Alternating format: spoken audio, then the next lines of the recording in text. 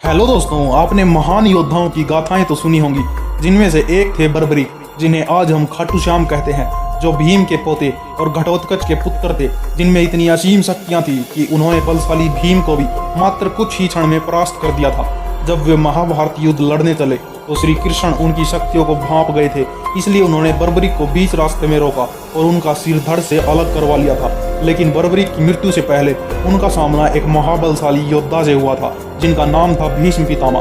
तो कैसे हुआ था भीष्म और बर्बरीक का महायुद्ध, आइए जानते हैं इस वीडियो में। लेकिन उससे पहले अगर आप चैनल पर नए हैं तो चैनल को सब्सक्राइब कर लीजिए। तो दोस्तों, महाभारत युद्ध के 3 महीने पहले जब भीष्म अपने सैनिकों के साथ वन विहार करने निकले, तब उन्होंने जंगल में पड़े इंसानी कंकालों को देखा, जिसे देखकर उन्होंने सोचा क्यों न राज्य की प्रजा के बीच में जाया जाए, जिससे उन्हें पता लग पाए कि इन कंकालों के पीछे क्या रहस्य है। तभी भीष्म अपने सैनिकों के साथ भेष बदलकर अपने राज्य की प्रजा के बीच जाते हैं और साधारण इंसानों की तरह लोगों से हालचाल पूछने लग जाते हैं। अब प्रजा के लोग उन्हें सारी बात बताते हैं। वह कहते हैं कि राज्य में एक दानव आया हुआ है, जिसकी वजह से राज्य में कुछ भी अच्छा नहीं चल रहा।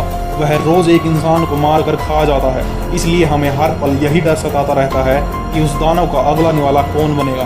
तो भीष्म उनके दुख को समझते हैं और उन सब के साथ मिलकर एक योजना बनाते हैं, जिस योजना से वो उस दानव का विनाश कर सके। उसके बाद वह रात में सभी को अपने घर के अंदर रहने के लिए कहते हैं, तो सब उनकी बात मान लेते हैं। उसके बाद जैसे ही रात होती है, वह दानव राज्य में प्रवेश करता है और दहाड़ने लग जाता है। राक्षस कहता है कि आज मेरा भोजन बनने जंगल में कोई नहीं आया, इसलिए आज मैं सबको मार दूंगा। इतना कहकर वह दानव एक पत्थर उठाता है और जैसे ही वह उस चट्टान जैसे पत्थर को किसी पर फेंकने वाला होता है, तभी पितामह भीष्म अपना भाला उस पर फेंकते हैं, जिससे उसका बड़ा सा पत्थर चकनाचूर हो जाता है। अभी वह दानव भीष्म पर क्रोधित हो जाता है और भीष्म को कहता है कि तुमने ये दुस्साहस कैसे किया, आज मैं तुम्हें बिना मारे ही जिंदा खा जाऊंगा। उसके बाद वह दानव भीष्म पर हमला कर देता है और भीष्म भी उससे लड़ने लग जाता है। उसके बाद भीष्म पितामह उस दानव का हाथ तोड़ देते हैं। वह चिल्लाकर भागता है तो भीष्म भी अपने घोड़े पर सवार होकर उस दानव के पीछे जाते हैं। उसके बाद वह मायावी राक्षस बर्बरीक का रूप लेकर उसकी गुफा में चला जाता है और भीष्म उसे रूप बदलकर गुफा में जाते हुए देख लेते हैं। उस वक्त बर्बरीक भी एक शेर से युद्ध करके लौटा था और बर्बरीक के हाथ में भी चोट लगी हुई थी और बर्बरीक अपनी गुफा के बाहर हलचल देखकर अपनी गुफा से बाहर आता है। तो भीष्म सोचते हैं कि यह बर्बरीक नहीं बल्कि वही दानव है जो अभी अभी भेष बदलकर अंदर गया था, और भीष्म अपना भाला बर्बरीक की तरफ फेंक देते हैं। लेकिन बर्बरीक बहुत ही फुर्तीले योद्धा थे, वह उस भाले को पकड़ लेते हैं और अपनी कलाई पे मार के तोड़ देते हैं और कहते हैं कि किसका इतना दुस्साहस जिसने यह भाला मेरी तरफ फेंका। अभी भीष्म कहते हैं कि यह मेरा शस्त्र है और मेरे भाले को कोई भी योद्धा इतनी आसानी से नहीं रोक सकता, तो तुमने इसे कैसे रोका।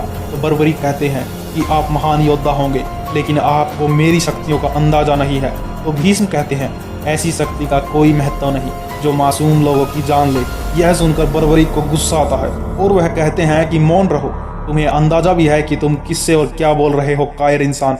यह सुनने के बाद भीष्म को अत्यंत क्रोध आता है और वह गदा लेकर बर्बरीक को मारने के लिए बढ़ते हैं और उसे गदा युद्ध का आह्वान देते हैं। अभी बर्बरीक भी अपनी गदा उठाते हैं और भीष्म से युद्ध करने लगते हैं। दोनों की गदा जब आपस में टकराती है तो बहुत तेज ध्वनि उत्पन्न होती है, आसमान गरजने लगता है, बिजलियां चमकने लग जाती हैं और उनके बीच भीषण युद्ध शुरू हो जाता है। कभी बर्बरीक भीष्म पर हमला करते तो कभी भीष्म बर्बरीक पर। कभी बर्बरीक अपनी गदा भीष्म की तरफ फेंकते हैं, लेकिन भीष्म के अंदर इतना बल होता है कि वह गदा भीष्म को लगते ही टूट जाती है। उसके बाद बर्बरीक को भी अत्यंत क्रोध आ जाता है और वह अपना धनुष उठाते हैं और भीष्म की ओर निशाना लगाते हैं।